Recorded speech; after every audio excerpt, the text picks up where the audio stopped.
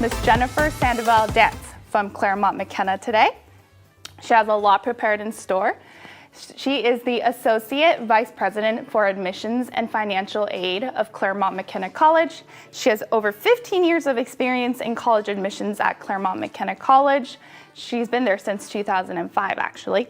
And she is also a California local, graduate from USC, and she graduated with a Master's of Education, Post-Secondary Administration, and Student Affairs at the University of Southern California. Please also remember today to send in any questions that you guys might have to our comments section. Right as she's talking, if you have questions, write in your questions and we'll be able to answer them for you. 그리고 지금 시청 중이신 학생이나 학부모님들도 한국어로 질문을 해주시면 저희가 여기서 영어로 질문을 하고 답변을 받을 수 있도록 하겠습니다. 네, 그러면 이제 if we have Ms. Jennifer Sandoval Dance here, let's have her take it away. Thank you again for joining us this morning. We really appreciate you being here. Ms. Jennifer Sandoval Dance, hi. Hi, Cecilia. Hi. Good morning. Yes, good morning. Thank you for joining us. Yes, you are welcome. Thank you. Thank you. Thank you for having me. So in the time that we have together, I wanted to talk about and share some of what we understand high school students to have experienced this last spring. So my session is going to cover on just kind of going through some of the changes, disruptions that we saw in students' high school experiences or that we've seen with the incoming class of the high school seniors of this year. Talk about what that meant academically, what that has meant in an extracurricular, co-curricular sense, and also give you some suggestions on how to go about conducting your college search in this virtual environment. Then I will end with talking about how admission offices are adjusting and adapting to help really be able to evaluate applicants in the context of the pandemic. And then I'm happy to take questions for the last 15 minutes. So to start, in terms of session one, disruptions to so next slide. Perfect. Okay, so this is what I just went over. So we're going to go through each of these sections. So next slide. Perfect. Thank you so much. Okay, so if you are finished up your high school junior year, you're a rising senior, really this process has been incredibly disruptive to your academics. Junior year of high school is considered to be one of the key areas that admission officers look at, right? That's when we'll have one full year of coursework. We'll see fall of your senior year, but it really is where you should be hitting your stride, performing at your best. You're in more advanced level subject areas. So it's a great year for colleges and universities to look at and evaluate your potential and your ability and your aptitude and achievement. Well, this year in spring, every student experienced a significant disruption to their learning environment. Many went to online learning, even though your teachers and your schools were not quite ready for that modality of learning. So you had to step away from what was normal in middle of your semester and go into a mode of learning that you weren't set up for. Right? So a lot of adjustment.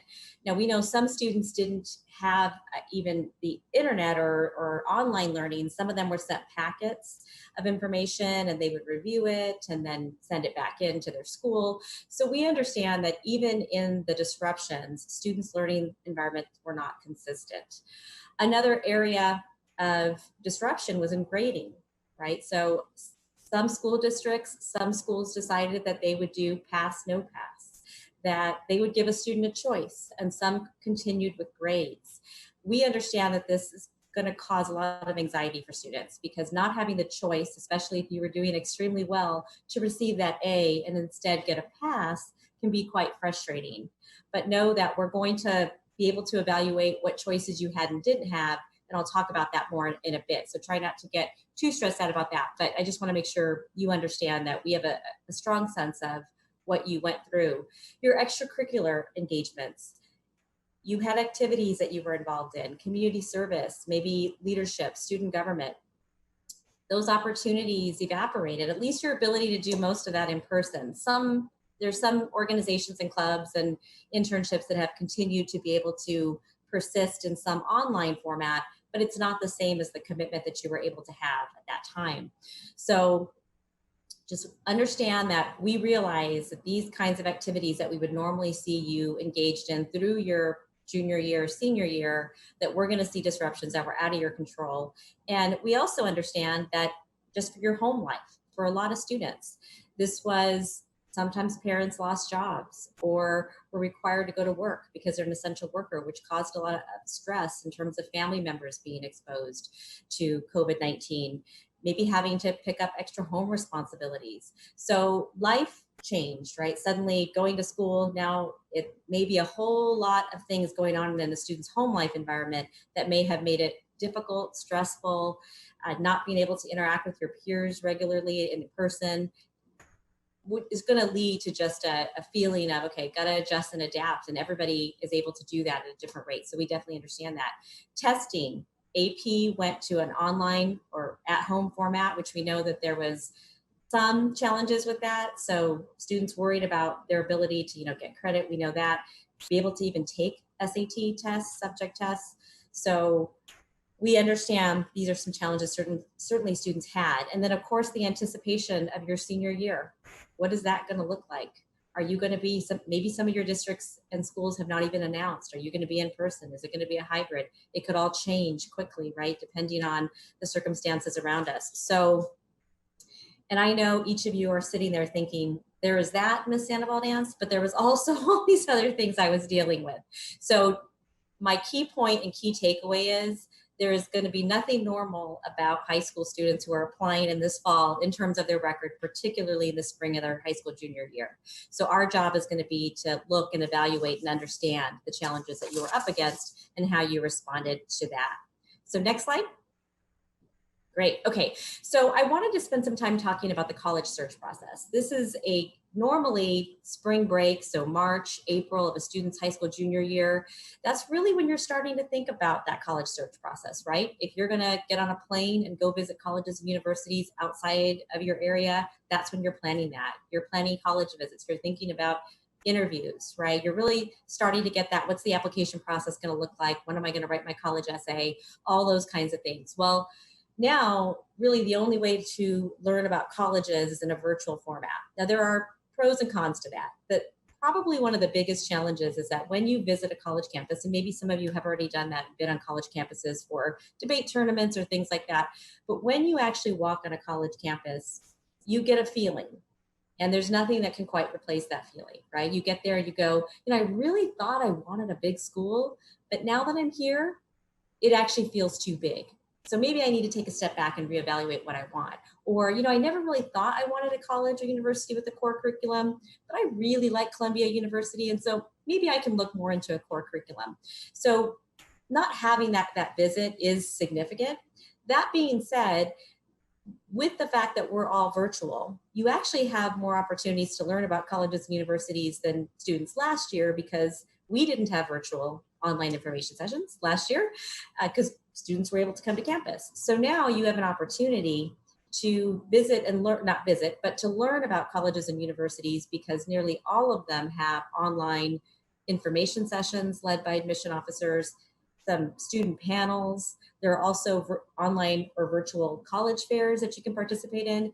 So while there is a loss in being able to conduct the college search in person, being able to sit down and meet with an admission officer like myself in person and hear that and see a campus, there are also gains. You have an opportunity to go online and look at a ton of different schools. You can, spend 30 minutes talking with an admission officer at one school and then go and listen to a session here, look at online videos. So it is going to be a different process, but in many ways it is more accessible. Interviews. So some colleges and universities have interviews. Sometimes they're required. Most cases they're not required. They are optional, and some don't have interviews at all. But they are now going to be done in nearly every case online. So where before I would tell you, you have to sign up for an interview, you have to be able to come to campus. Now you can actually go on and sign up for an interview, right? And if a college or university is having that option, it'll be virtual. So it won't mean that you have to fight traffic or do anything to get there, but you still get the advantage of having that interview. you actually have the opportunity too, because in the absence of a college visit, you have increased opportunity to engage with community members. So I mentioned a few minutes ago, student panels. There may be academic panels with faculty. Normally, when you visit a college or university, you're not interfacing that much with community members. You might go on a campus tour, so you meet the tour guide. Maybe if you go to an open house, you're with faculty and you're seeing a faculty panel. But in this environment, you might actually get more interaction with community members. And really, that's going to be your key way of understanding, is this college or university the best place for me? By understanding the people that are a part of that community. So stay dialed in, join college or university's mailing list if you're interested in them, so you're kept up to date of programming that they have. So, and yes, just be active and staying engaged and dialed in to what opportunities are available to you. Because again, in this virtual environment, you can attend a college fair for Boston University in your own comfort of your own home, and be able to learn quite a bit about that. So, and if you have friends that have been at the college or university, so people who went to your school, cousins, siblings that are at the college or university, talk with them. What was that experience like? Really you're going to need to really invest in understanding the people that are part of the community, more so than I think students in the past have had, but that's actually a real positive. Okay, next slide. Okay, so the admission process. Now I want to spend some time talking about, as admission officers at colleges and universities, what are some of the things that we're thinking about and planning for if you're a high school junior, and honestly, even if you're a sophomore at any point in high school, because anybody who's in high school, we're going to see, as I have shared with folks, the spring of 2020 and potentially the fall of 2020 is always going to have an asterisk on it, right? There's going to be notes about the fact that there were disruptions to this process for the student in their learning environment. So whether you're a high school junior or sophomore or high school freshman, we're all going to be aware of the fact that even years from now, when we look at that transcript, that there was nothing normal about the environment that you were going over. So when you're filling out your application, most, if not all, colleges and universities on their application are going to add information or a question about the pandemic. Okay, so the common application is an application that's used by over 1,000 different colleges and universities across the world. So in many cases, for many of you, you're going to fill out the common application. You're probably going to be applying to a school that uses it. So just to use as an example, the common application is actually going to have a question that's going to ask, you have this space, you can use 500 words to talk about how you were impacted by the pandemic. And it's also going to provide that opportunity for your high school counselors. So when you're thinking about the college application process, you do not have to feel like, okay, I need to write my college essay about the pandemic and how it changed my life, how it changed the world. You may choose to do that, but know that you can choose to write about something that has nothing to do with the pandemic in your college essay. And if you want to talk about the impacts of the pandemic on you, there will be space for you to do that. Okay, so in that space, you can share whatever it is that you feel is relevant to help us understand. That's the key thing, right? You don't need to share things that are personal to you if you don't feel comfortable doing that. But if your school did go to pass, no pass, and you didn't have a choice in that matter, this is where you have the opportunity to talk about that and say, the reality was I had to take these classes. I was getting an A and I submitted a recommendation letter from the teacher in that class, but you're going to just see a pass, right? So you can talk about things like that. Maybe you had a job and you no longer were able to go to that job. You're taking care of siblings, all those kinds of things that have impacted your experience. You're going to have a chance to do that and talk about that there. So that gets to grading policy. Also remember that your high school counselors are going to talk about, they're also going to have a question as well. And they're going to be asked to talk about what were the impacts, what were the changes that your school went through in response to the pandemic? So did you go online? How many of your students had challenges with getting internet access? Any changes to the grading policy? What activities were canceled, right? So we're going to get context from your high school counselor as well that's going to outline for us things that we need to be aware of about your school. So you don't necessarily need to talk about those things if your counselor is going to cover it, but just giving you perspective on things that are going to go on there. Testing. So most of you, some of you may have took the SAT or ACT, and maybe you took it in the fall. But if you took it in the fall or in the summer or spring of your sophomore year, you probably were planning on taking it again, because the test is designed to be taken actually spring of your junior year through the summer, through the fall. That's the optimum time because you've cleared most of high school. The content is designed for mastery across those subject areas. So you're in a position where even if you took the test, you probably wanted to take it again at some point. So we understand that your ability to be able to take that test is non-existent in many cases right now, right? They might open up, but we never know if there's a increase in cases. Maybe the SAT or ACT will need to cancel administration of their tests again. So most schools have gone test optional for this year. And what I want to convey to you, because this, for a lot of people, they're like, well, but still, if I don't have my test, am I going to, if I haven't taken the test or I don't like my scores, a disadvantage? You will not be, because we know that most of you didn't take the test, don't have a test. And even if you took it, those may not be the scores that are best for you. In helping you to make the decision about, should I submit the test? The question I pose to students is, you want to submit everything that supports your strength as an academic student. That's why you put your transcript, you submit letters of recommendation if those are required from schools. So when it comes to testing, if you look at your tests and you think, I did a great job, I want them to see those test scores. And yes, I might have done better, but the reality is this shows my strength. On the flip side, then go ahead and submit your test scores. If you are looking at your test scores and going, I didn't do as well as I wanted to, I just took them to see where I would land, knowing that or thinking I would have the opportunity to do it again, then maybe don't send your test scores. Okay, so and you can contact colleges and universities, should have information about how they're doing that, but know that we understand that you did not have the ability to take them. Okay, and it's the same thing with AP tests. The environment of AP tests is different, so we want to take stress off students and not make them worry about the fact that they need to take these tests. So implications of the pandemic, again, we're really trying to understand it from your vantage point. So if you were studying in an environment or having to take classes in an environment that was noisy, you didn't have consistent Wi-Fi access, that's very important information for you to share with us, because again, we're trying to understand if your grades did drop, if you actually got grades, what were the conditions that actually, influenced that. So some other things, one other point I want to talk about when it comes to the admission process.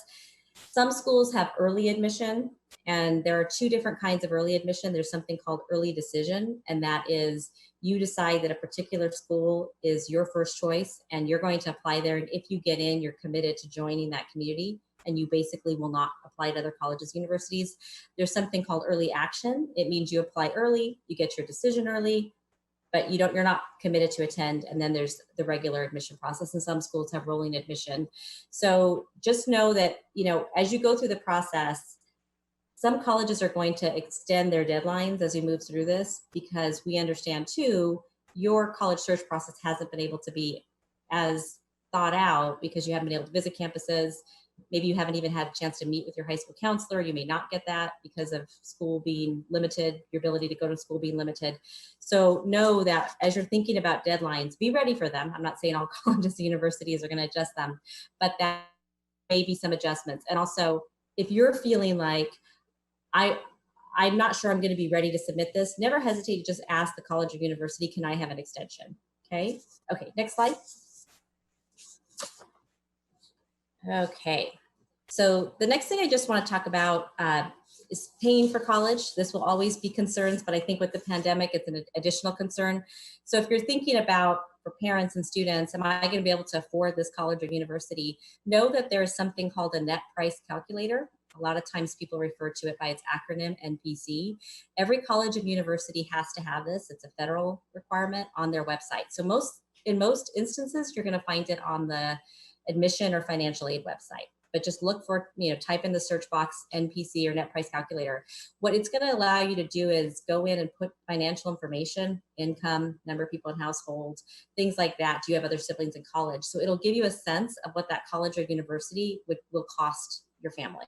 So you can then sit down and go, oh, I can afford this, or it's going to be out of my range, and maybe talk to the college or university about scholarships or other things that might be able to help you with that. You will need, families, if you want to apply for financial aid, you'll need to file the free application for federal student aid, otherwise known as a FAFSA. And in many instances, if you are applying to private colleges and universities, they might have an additional form. A frequently used form is a form called the College Scholarship Service Form. The CSS profile is what it's called. It's available on the College Board's website. So for parents, think about this process as in October, these forms will be available. And they're actually using last year's tax information. So you will have everything that you need to complete it. You don't have to do it in October, but try to do it as soon as possible, because it can take a bit of time, and you want to get that information in so that the college or university can give you a good financial aid award. Scholarships. Some colleges and universities have scholarships. Make sure you meet all deadlines if they have that, if there's a separate application process. This is a great thing to have an Excel spreadsheet on. So this college or university, what are their deadlines? Do they have scholarships? What is their financial aid process? Because scholarships, there are scholarships that help cover your cost of tuition and room and board, but then there's also need-based aid. So need-based aid means that basically whatever the difference is between the cost of attendance and what you can afford, we're meeting that with college grants, work study, and loan. Okay. Also remember with college, for parents out there, if you've already had a child graduate from high school, you might remember all those expenses you had. Right? It seemed like every week your child might have been coming to you asking for more money for something senior related or something. College, even at the sticker price, there are a lot of expenses that come up. And one of them is the cost of travel. So if you're going to be going to school at 200, 300 miles away or out of state, just always keep in mind that there's going to be travel related costs too, on top of what it is that you're looking at. Okay. All right. Next slide. Okay. So other things that you might be thinking about, just to kind of end here for students, is, we're in an interesting phase of our history, of our time, right? Things are kind of frozen, they're paused, you don't have a lot. And we understand for you as a student, while you're thinking about your senior year, you're also probably thinking about, how is my college experience going to be different? You're seeing what some of the graduating seniors are going through, and thinking about all the things that you thought about that were going to be a part of college. Are they going to actually be an option for you as we think about that? And maybe even thinking about career choice. Is that different now in light of the pandemic? So, we understand you're processing this. I think, all of us are going to be different coming through this, and, the college experience may be a bit different, but just spend some time, reflecting, thinking about, who am I now? What do I think I want in a college? And if there is one key point, one real positive thing that's come from this one with high school students, is we can't expect you to be over involved right now, or out there doing all these things, because that opportunity is not available. So the good news for you is, we're not having that same expectation, and this means that you actually get to reflect and think about, what do I want that next step to be?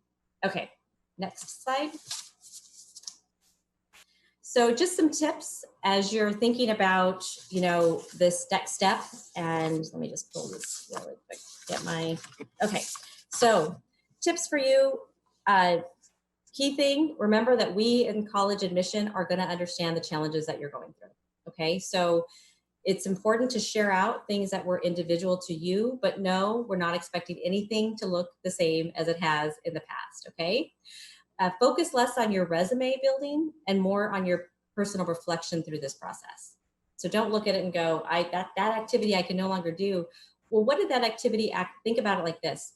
What did that activity actually bring to my life that I miss? And how can I go about still helping and doing things in my community that meant a lot to me, or my own personal growth? What are things, maybe you can read more books about a particular topic. Maybe there are other ways that you can be involved and help. So seek out opportunities to learn about the colleges and universities. Go on their websites, see if they have. Almost all of us, like I said, if not all of us, have virtual opportunities for you to learn about. So, stay engaged with that. And the big takeaway as you're thinking about college essays, interviews, just thinking about yourself, how the pandemic changed your view of society? Because one of the things that we're looking at in colleges and universities is, how are you going to contribute to our community? And then the other part of it is, how are you going to, what are your takeaway? How are you going to benefit from being a part of our community, and how are we going to benefit from being a part of you? That's what I want to say. So you have opportunities to sit and think. You've come through an amazing point in history that will be talked about, you know, as you get older, and you'll be telling your grandkids about it because people won't remember. They won't have that context. But how are you becoming a stronger individual because, or more reflective individual because of this experience? Okay, so that's my 30 minutes. Now I believe we're going to be moving on. The last slide just has questions. We're moving on to the question and answer session. Yes, I'm back. Hi, Ms. Sandoval Dance. Thank you so much. That was very, very informational. So we have a few questions that the students did send in. Okay. So I think Say Hey Lee, she was asking, I had a small question about COVID-19's optional essay. I saw a newspaper clipping that says it was not advised to write about the pandemic as an ordinary response. So what should and could be considered as an ordinary acceptable response? Yes, so ordinary would be, you know, let's say you were going to talk about your involvement in your community, or so they give you prompts that are broad enough. So talking about a time when you overcame a really big challenge, right? So, or talking about somebody in your life that's been had a really strong influence, positive influence in your life. So for some people, it may be, you know what, when I joined debate, it was a game changer. I used to be shy.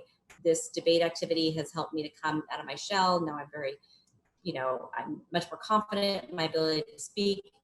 So that would be what a normal, you know, topic tends to be, I would say, for high school students. But I want to be clear. I understand why there's concern about students talking about the pandemic in their college admission essay. What I do want to be clear about, though, is if it's appropriate for you to have an essay about it, if it's so significant, if the experience has been so significant that you think that colleges and universities, this is such a big part of who you are and what you're going to bring to the college or university, and your take on it is truly unique to you, right? Mm-hmm. So yeah, that's just an important thing to keep in mind. Got it. Yes, that makes sense. And then we have another question from Gina Lee. She is currently a junior, and she wanted to get some more advice on how she can do her extracurriculars, because as a junior, she can't participate in any extracurricular activities. So she does have a year to fill that up, but she's wondering what she can do to fill that up. For extracurriculars? Yes. So I think you want to look at, is your high school doing or offering anything like, so some of these extracurriculars, they're continuing to do, like clubs and organizations, for example, they're continuing to meet in a virtual format. So there may be opportunities for you to continue with those activities, but you might also want to look at your local community. So maybe there are opportunities to volunteer, even through COVID, like in meal distribution, helping, you know, local library, things like that. So you'll want to take a step out and think about things that aren't necessarily just with your high school. There are also, you can maybe learn about, or another way to build out your growth in an extracurricular, co-curricular way, maybe to take an online class, or to, you know, do something that's not what you would typically do. But now that you have this opportunity, you're going to cultivate, you know, that third language you might have always wanted to learn about, or you're going to be part of a book club that is online and virtual, that's actually global, you know. So maybe kind of take a step back and think about, what are things that are out there that are probably available to high school students that are not offered through my high school, but will still let me stay engaged with people and continue to learn about myself. That's what I would recommend. And your school might have some recommendations on things like that. But if not, just stay engaged with college students. So you can ask our college students, like if you join, CMC has student panels, you can ask, what are things are you doing this summer? Ask the students. Are there things that high school students can be involved in too? So you can, you know, continue to stay engaged, but also don't worry so much about spending every single free moment you have, because we get that I don't want you on computers all the time either, right? If a lot of it is virtual, we understand you need a break from that. Got it. That's very important, as I think it's really hard to navigate extracurriculars at this time, whether you're a Yes. junior, senior, or sophomore. And another question that we have is how will our GPAs, will the students' GPAs, everything be reflected as normal and the same as prior? GPAs. Yeah. So your high school will, I guess maybe there's two things to talk about. Your high school is going to give us however it is that they calculate it. So if they did pass, no pass, those are not counted. In most cases, those are not going to be counting your GPA. So we would get the GPA and they would provide that qualifier. Maybe the question has more to do with how are we going to evaluate that. So for us at Claremont McKenna, the GPA itself is actually not as important as your curriculum and your grades in that, right? So the GPA is a sum of that, but we're looking much more at your coursework and academic core subject areas. So math, how far did you go? English, did you take advanced options? Foreign language, if social studies or sciences, and then physical and life sciences. So we're looking at how far you stretched yourself given what opportunities your school gave, and then your grades within that. So the GPA itself is not always the end all be all. It's much more about looking at that progression. And again, keep in mind that with the pandemic, we're going to understand that maybe you had a straight A going in, but then the instructor may not have been great at online learning or online education and teaching. So maybe your grade dropped a bit because you weren't able to learn as well math or science in this online modality. So we're going to be very incredibly sensitive, and your schools will provide us context too. But yeah, I mean, I think some schools say they're going to give everybody that passed, the 4.0. So we're going to interpret it as the school presents it to us. But any additional information you feel that we should have, you can provide that in the application. Thank you. We are still trying to collect some of the questions right now. There's a lot coming in.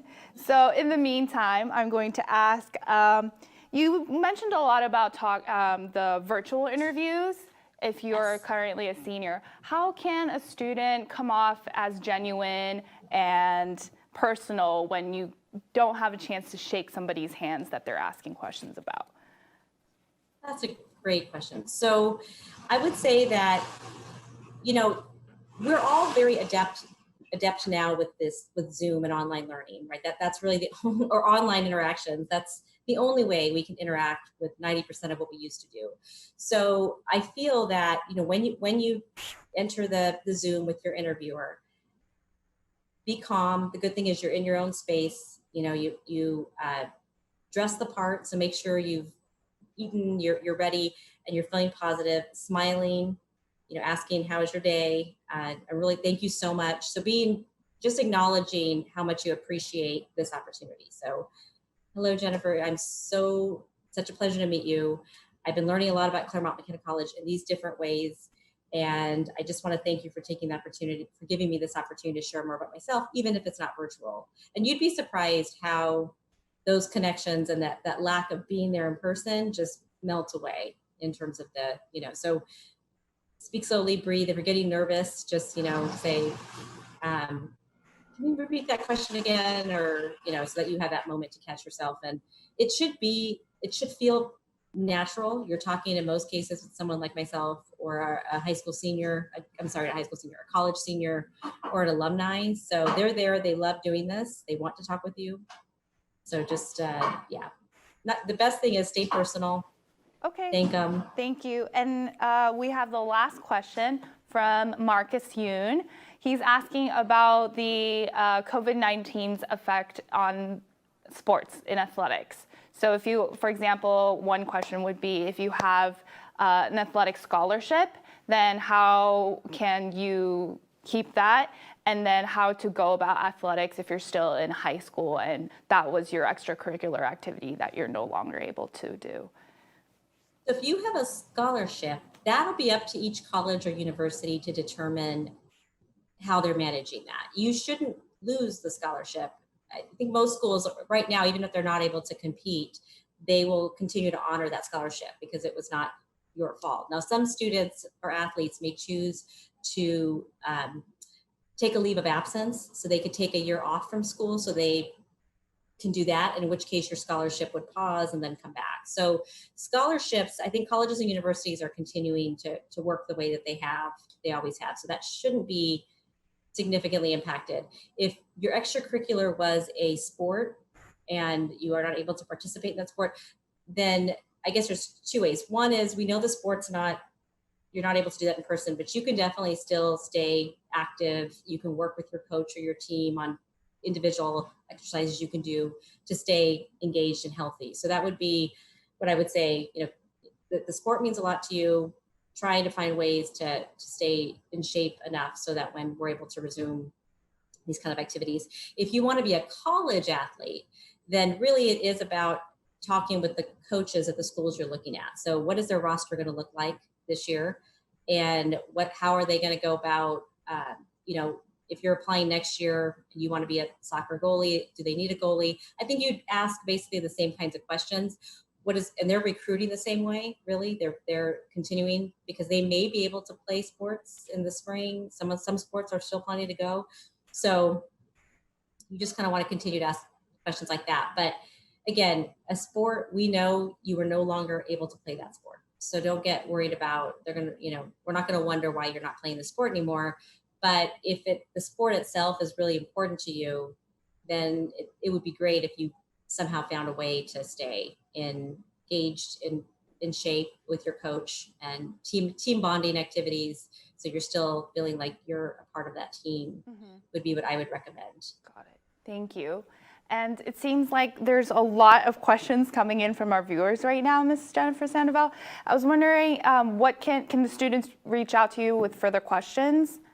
You may, yes. So my email address is jsandoval, so JSANDOVAL @cmc.edu. So if you go to Claremont McKenna's website, you go to the admission site, you'll see my profile there. So you did catch that. Know that it's pretty easy to find me and get in touch with me and shoot me an email, or if you want to set up a time to chat or do another Zoom call, we can do that. Great. Awesome. Okay, so just repeating, it's her last name. You guys can see on the title screen right now. It's J Sandoval, right, @cmc.edu. Yes. So please go ahead and reach out to her. I'm sorry I couldn't get to all the questions. We do have a lot coming in, so please feel free to reach out to her. And Ms. Sandoval, Dan, thank you again so much for joining us today. I really appreciate it, and the students do too. Absolutely. Thank you so much for having me. Good luck, everybody. Thank you. Hope you have Stay a great safe. rest of the weekend. Thank you. You too. Thanks. Bye. Bye.